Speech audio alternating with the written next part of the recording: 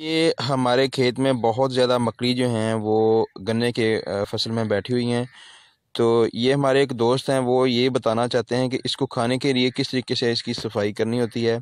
तो हम अभी आपको बताते हैं। जी जी, बताएं ज़रा किस तरीके से आपने इसको करना है। जी, सबसे पहले आपने मकड़ी को इस तरह पकड़ना है और ये देखें, इसका मुंह जो है उसको ज़ोर से खींचना है। ठीक है, ये देखें, अभी ये देखें, ये निकाल देना इसका सारा आंदर पेटा जिसको बोलते हैं, ये बाहर निकाल दिया। ठीक हो गया जी।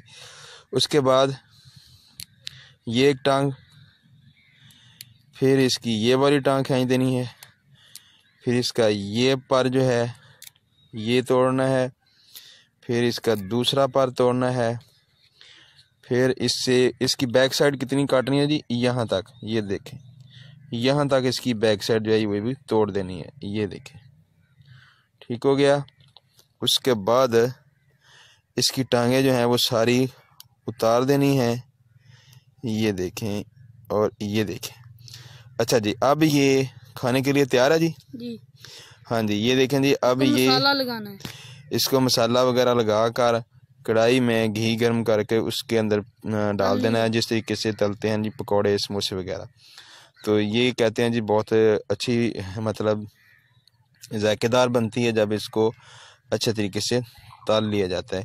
ये तरीकाकार है जी मकड़ी को खाने का।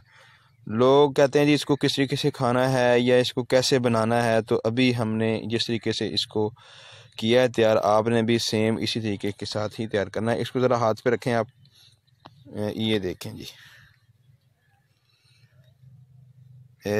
ये देखें जी, ये अब इसका जो फाइनल हिस्सा है ये वाला, इसको घी के अंदर तलना है, पकौड़ा जिस तरह बनाते हैं। तो मसाला वगैरह लगाकर इसको खा सकते हैं जी।